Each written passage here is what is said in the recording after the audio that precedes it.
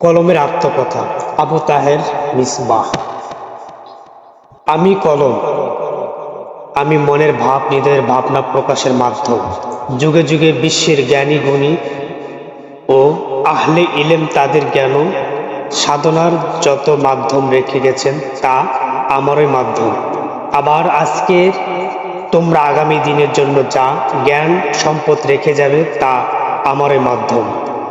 আমি না হলে গড়ে উঠত না তোমাদের এই বিশাল জ্ঞান ভাণ্ডার এবং সংরক্ষিত হতো না ইলমের এই মহাসম্ভার।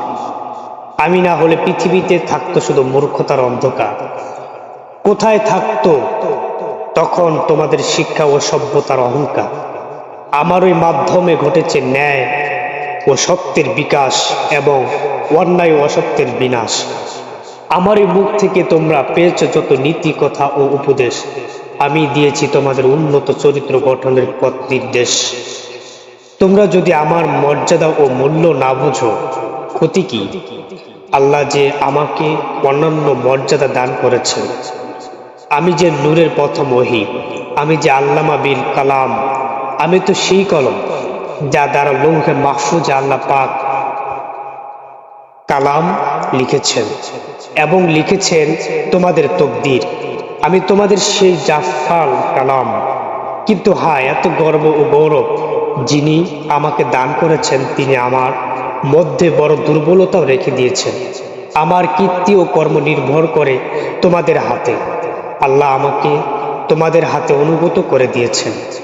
আমার গতি নির্ধারিত তোমাদের প্রতি মতি গতির মাধ্যম। আমি নিজে সচল হতে পারি না, আমি যা ইচ্ছা করি তা লিখতে পারি না।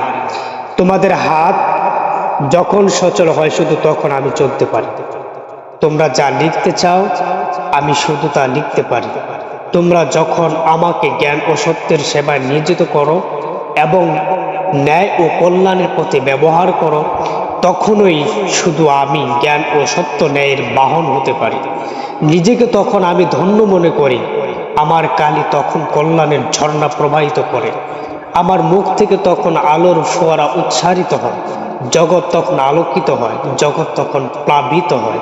কিন্তু আল্লাহর দুশমন যখন আমাকে হাতে তুলে নেয়, তখন যন্ত্রণায় আমি আর্তনাদ করি, কিন্তু প্রতিবাদে সোচ্চার হতে পারি না। আমার ভেতর তখন আগ্নেয়গিরির লাভা টকবক করে, কিন্তু আমি জ্বলে উঠতে পারি না। অক্ষম অসহায়ের মতো আমি তার নাপাক হাতে ব্যবহৃত হতে থাকি। আমার ইচ্ছার বিরুদ্ধে আমাকে সে করে তোলে অন্যায় ও অসত্যের বাহন।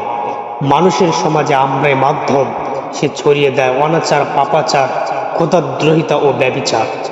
এ লাঞ্ছনা অপমান আমি সইতে পারি না, তবু সইতে হয়।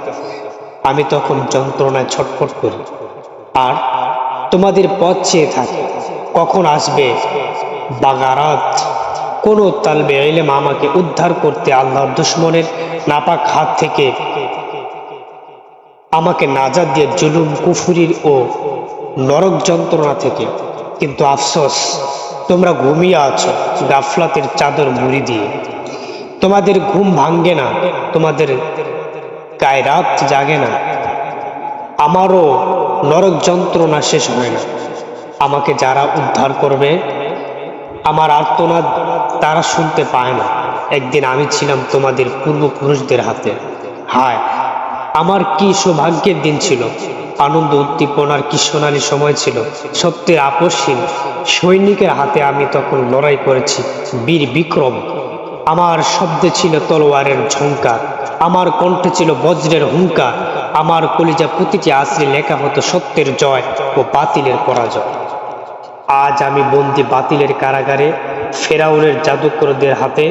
কবে তোমরা জেগে উঠবে গাফলতের ঘুম থেকে? কবে আবার তুলে নিবে আমাকে তোমাদের শক্ত হাতে? কবে, বলো কবে? আমি আবার জ্বলে উঠতে চাই সেই বীর তেজে, বাতিলের বীর। আমি আবার কাঁপিয়ে দিতে চাই সেই বজ্র হুঙ্কার। শুধু তুমি হে ইলমের তালিম, আমাকে তুলে নাও তোমার হাতে।